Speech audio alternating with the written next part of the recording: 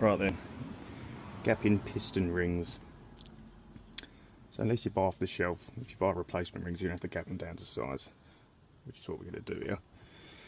So pistons I've got, which are Wiseco, for a street moderate, it's 0.05 foul times the bore size, or bore size times 0.05 for the top ring and 0.055 for the second ring. So we're going to quickly do that when it's all in inches, and then we'll work out our ring gap for the first, second piston ring, and then I think the oil ring is 0.015 or something in and around that area. But we'll quickly run the calcs and see what we come out with. So what I've gone there is gone through and just marked up which one I'm going to need.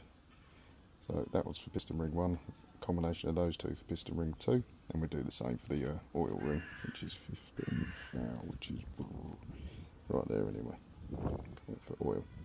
Perfect. So take our first ring. These are oiled up, make sure nice and lubed. In. Down. Use a piston.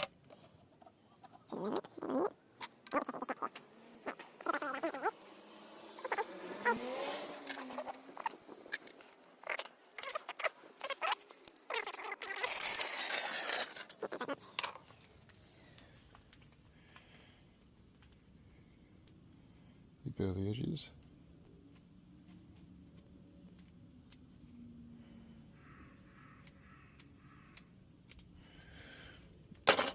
Go again.